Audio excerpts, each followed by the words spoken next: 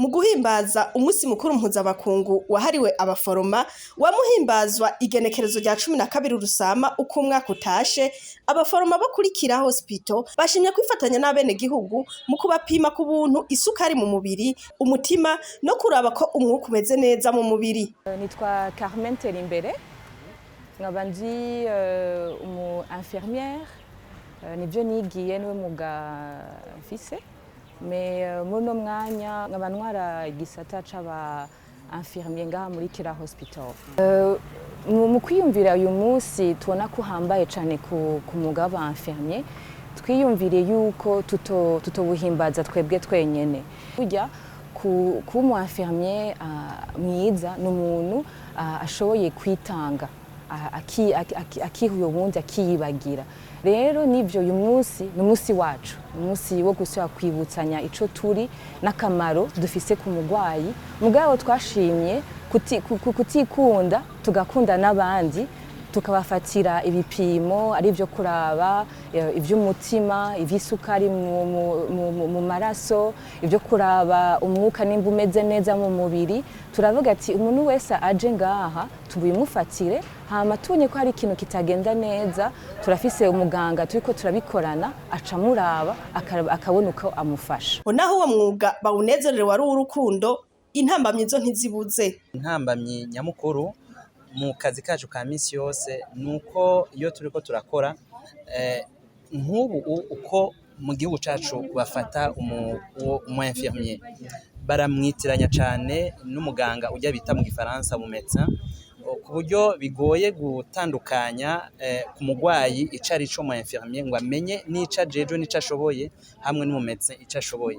Ikindi naco iyo ni intambamyi ya mbere. Ikindi naco novuga yuko gifatiye mu nyigisho twagiye turaronka mu gihugu aho umu infirmier atiha ikibanza akwiriye, bigaca bituma umugwayi atakigwa nk'uko yategerezwa kwakigwa. Izo rero ni intambamyi zimwe zituvako, izindi nazo zitatuvako kugira ngo umu infirmier mu gihugu c'u Burundi ashobore kuba yokora ico yategerezwa gukora. Asaba abaforoma bose batariko babikora nk'uko bavyiyemeje kwishira mu kibanza c'abo bagwayi, bakabona ububabare bw'ingwara no gufatwa nabi ico bitanga. Uyu munsi akamunotera aba infirmier bagenzi banje, nashaka kubabwira yuko uyu munsi nakaryo keza ko kwirimbura. Abatoba babikora neza, abatoba bakira abagwayi neza nk'uko bategerezwa kubakira, nibakubite agatima mpembero, bibuke iyo umwuga waje uva, bibuke n'ico biyemeje. Ivyo rero bisigura yuko umu infirmier atoba ariko arakira, kandi ndabizi bariho sinabake, umu infirmier atakira neza abandi bagwayi ariko aradohoka kuco yiyemeje. Naco gituma nobatera uyu munsi akamo ko gusubira kwibuka yuko iyo uri kurakira umugwayi wategerezwa canke mbere utegerezwa kwishira mu kibanza ciwe, ukiha ingwara afise ukayigira iyawe kugira ngo ushobore kumwakira neza. Niho mbere bigaruka nawe ukiyumvira ukibaza ikibazo uti mbega nanje iyo ngenda bari kunyakira gute, banyakiye uku mbega vyari kumpimbara. Umwe mu barose ivyo bipimo ahamagarira abarundi bose kutirengagiza ibipimo nk'ivyo ngo narirya biba bikozwe ku buntu.